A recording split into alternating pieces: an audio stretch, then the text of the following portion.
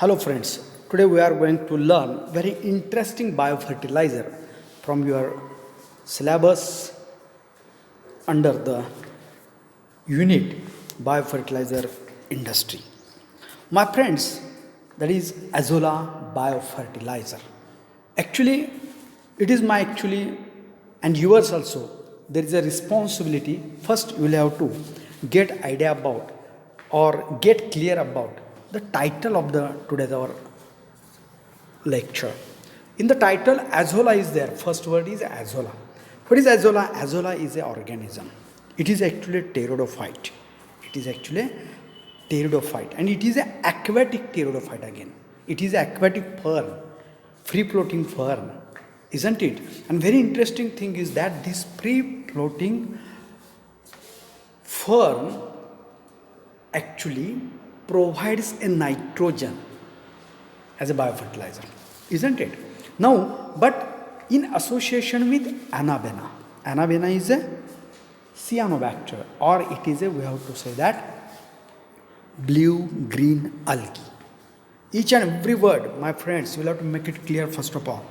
Then only it is possible to understand the science. Then it is possible to understand the concept. Then it is possible to understand the one type of a methodology, isn't it? So you'll have to concentrate on. So Azolla, what is Azolla?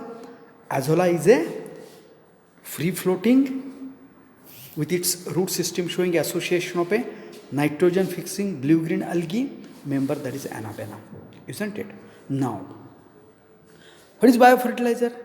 In the last lecture, we have got idea about that one. Definition also we have studied. So from that one also, suppose we divide this word into bio and fertilizer. Fertilizer means such a substances which are increasing fertility of a soil are known as a fertilizer. Here we are using biofertilizer. Bio means living. Living organisms are there which are we have to use as a enhancer of a fertility of a soil. Am I right? So keep in mind, what is Azolla? What is biofertilizer? Now, Azolla contains 1 to 3% of nitrogen, also adds organic matter into the soil. That is having a lot of importance, organic matter. Because whenever organic matter is there in the soil, other very useful microbes also grow very well. That provides addition of organic matter from, we have to say that Azolla develops atmosphere, a favorable atmosphere, I will say that, for the growth of useful microbes. So with the help of that one, the soil will lead to the living one, isn't it? Living, that is most important. Most probably this Azolla biofertilizer is used in paddy field. My friends, here we will see the two slides I have taken from the internet. That is normal Azolla, looks like this one. Normal Azolla. And giant means larger as compared to the normal one. That's why that is known as a giant Azolla. Now, how to grow the Azolla? Isn't it? As already I have told you, every time we have been learning the specific type of a biofertilizer first. Then how that grows in the nature. Then we are collecting from the nature, collecting from the field, collecting from their habitat, and in laboratory, we have to say that artificial conditions, we are producing that in a large quantity at a mass level, isn't it? And that mass, that large quantity we have to use as a biofertilizer. So this is the, and then according to their importance, their addition, according to their nature characteristics, we have to add into the soil. So like that one, we have been learning this topic. My friends, growing of Azolla is generally of having a two types methodology. That is a in situ and ex situ. In situ means in original habitat, and ex situ means outside its original habitat. That is in situ and ex situ one are there. Now, in lowland field, we have to plow that. Suppose lowland we are having in our hand, that is to be plowed, leveled, and small bunts of a 50 centimeter width are made. To make a small pond, that could be this having the size 3 into 2 into 1 meter size.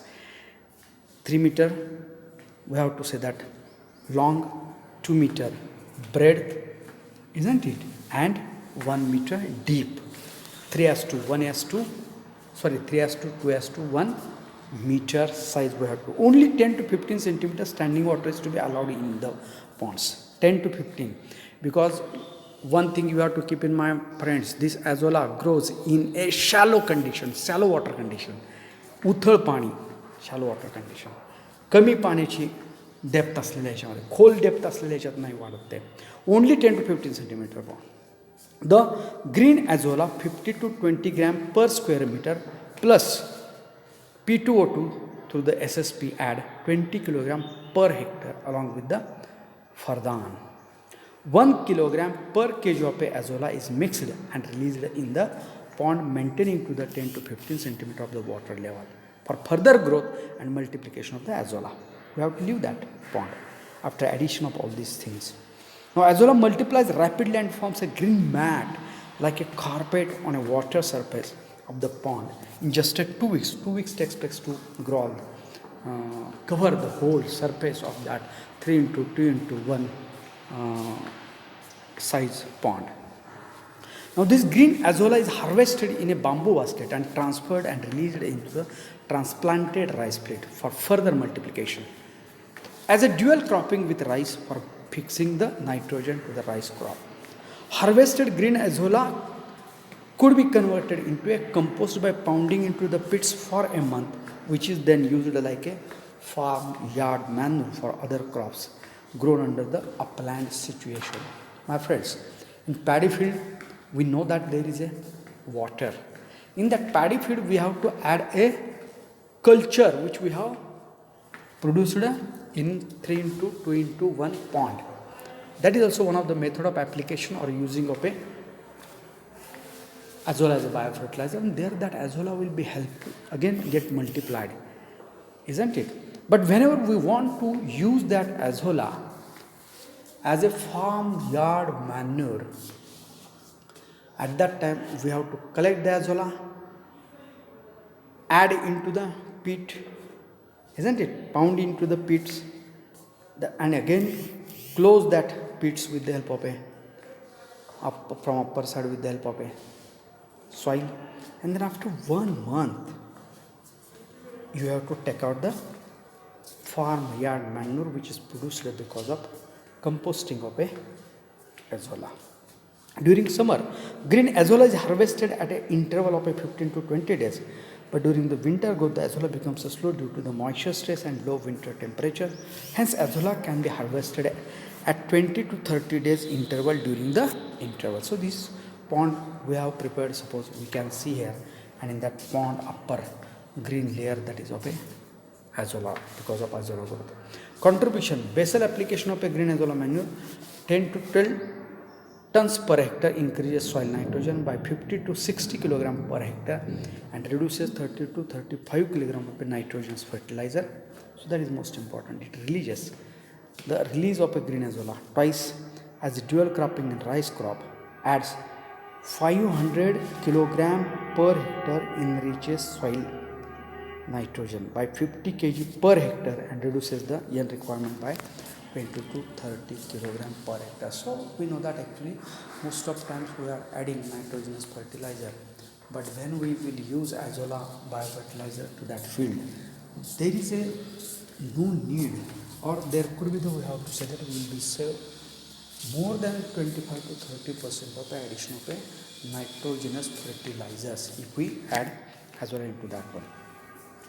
Azolla reduces evaporation from the water, so it helps to increase the water use efficiency of the rice also because of its greenery.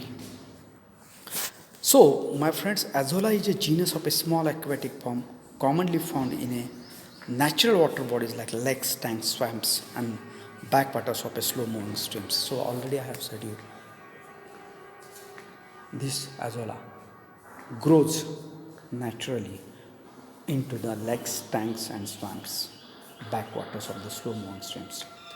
The dorsal lobes of the minute leaves have a closed with cavities on their own ventral side which possesses the nitrogen fixing BGA. Where is the exact location of the BGA? dorsal view of a leaf is there. In the dorsal view of a leaf, we will be find some growth structures.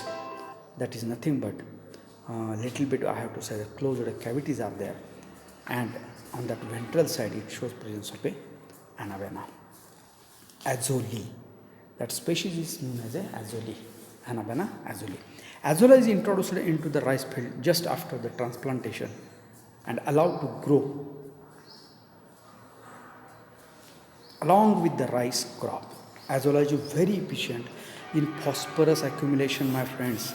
Hence, it also increases the availability of a phosphorus along with, we have to say that, the nitrogen, isn't it? So this is all about the Azolla biofertilizer, in the sense where it grows, what is its size, how many types, how it helps to enhance or to increase the fertility of the soil. All these things we have studied.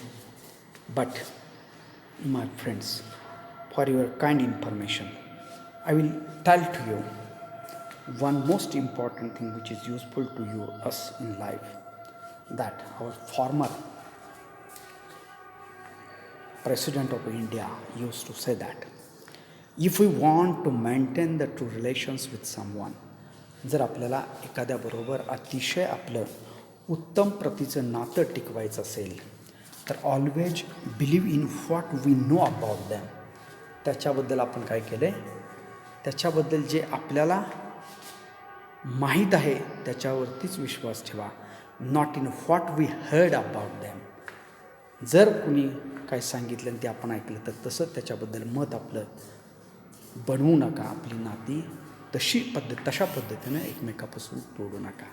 If you want to maintain true relations with someone, if you want to maintain true relations with someone, always believe in what we know about them, not in what we heard about them. With this, my friends, I am going to stop here my today's lecture on Azolla as a bio-fertilizer. My friends, once again I will tell you, you have to do the experiments. You have to cultivate all these things at your places. Take help of a net internet. Take help of a YouTube. Try to cultivate. Try to see this organism. Try to see the structures of this organism. Try to feel the characteristics of that plant by collecting that plant. Okay? With this note,